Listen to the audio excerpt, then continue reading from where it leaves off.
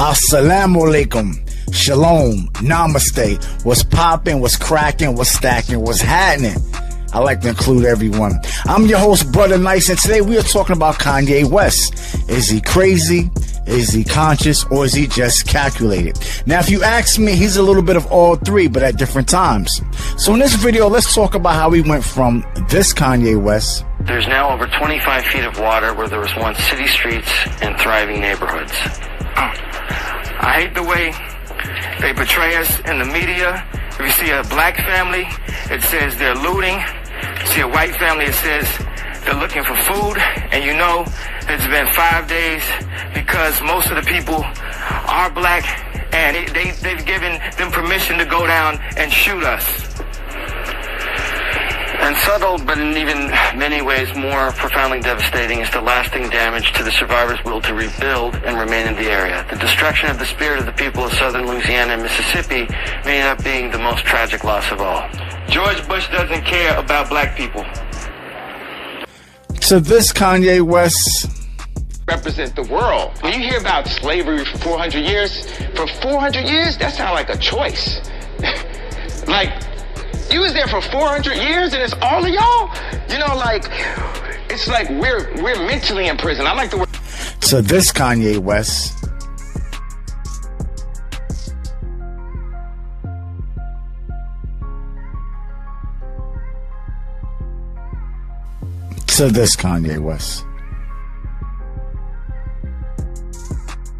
Now, back in 2005, when we seen Kanye West on national TV during a live broadcast for Hurricane Katrina relief, and when we seen Kanye West say, George Bush don't care about black people, we was like, what? Because most artists wouldn't even have the heart, the courage, or just even the gall to be on national TV and say anything about the president because they would be too worried about their career.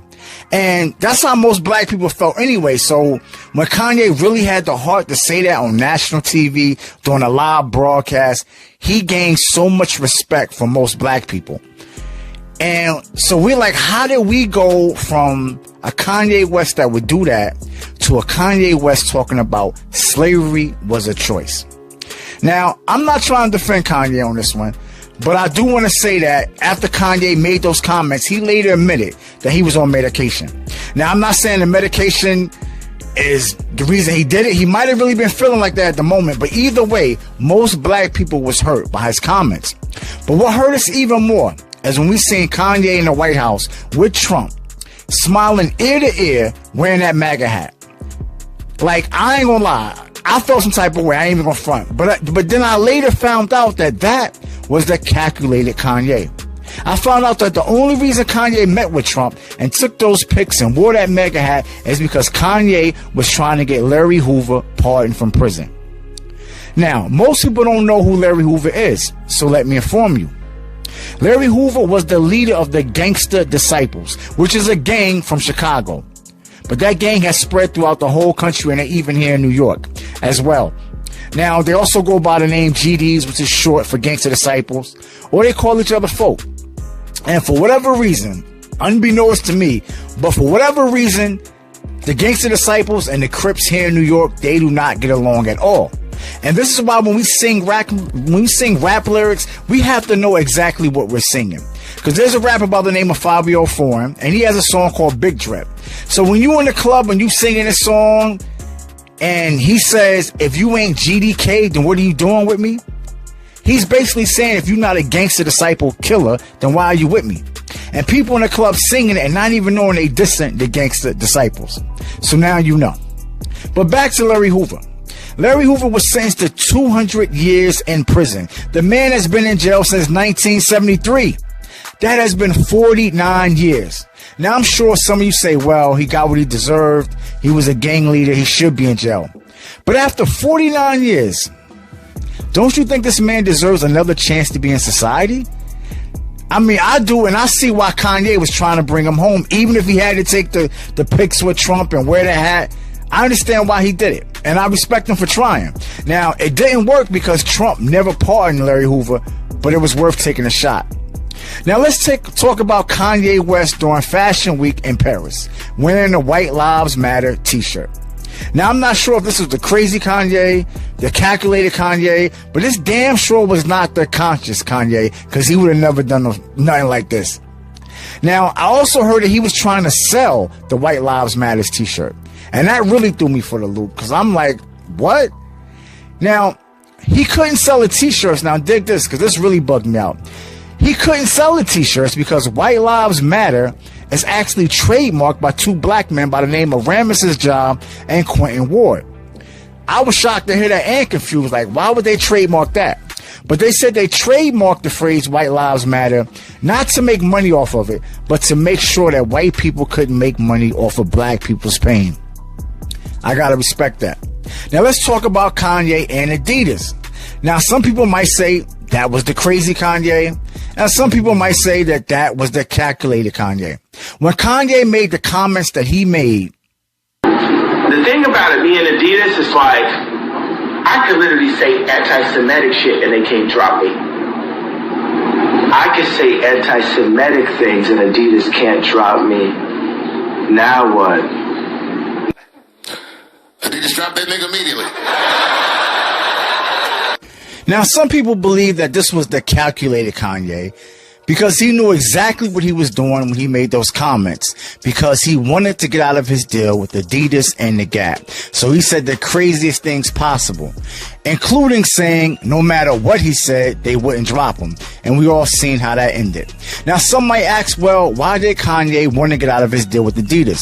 We're going to let Kanye explain that himself. You saw what Adidas was trying to do. They showed you the reason why I put in the termination notice to Adidas originally a couple months back is they were trying to steal my company from me and steal my designs. They hired my lawyer. They paid the lawyer, Equan Rowe. They paid this lawyer to sign off my IP, North St. Chicago Psalms IP, to Adidas. This is a major company doing this to a major person in front of everyone. So what happens behind closed doors? If that can happen to Ye, what can happen to you, to your grandparents, to your parents, to your children, to your cousin, your nieces, your nephews? This is the reason why Jesus has to sit at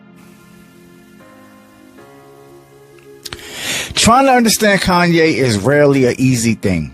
But from watching that video, Kanye is saying he put in a termination notice with Adidas because they were trying to steal his designs and his company, which is confusing to me because I'm pretty sure that Kanye had patents for all his designs. So I don't understand how Adidas would have been able to steal his designs. But once again, trying to understand Kanye can be confusing. Now, another reason why people thought this whole move was calculated is because of this video right here that Kanye made.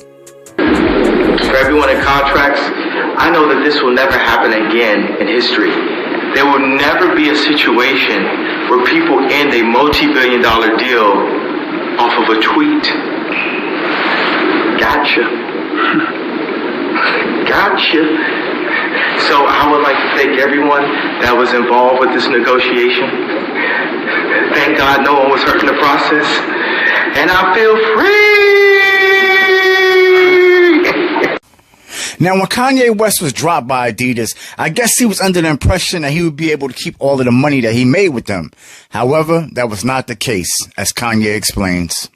The reason why I'm announcing that I'm running for president is I want the FCC to look at my money. If the FCC was looking at my money, there had been a possibility that Adidas wouldn't have went into JP Morgan and froze my account and put a $75 million hold on 4 different accounts. I went from being a multi-billionaire to not being able to use my Apple Pay. 4 nights ago, I couldn't use my Apple Pay because somehow Adidas was able to legally go in and freeze my money. And when I see this, I think, well, if this could happen to me, this could happen to other Americans. And for what? You know, this can happen to an American that didn't even steal anything, that didn't even hurt anyone.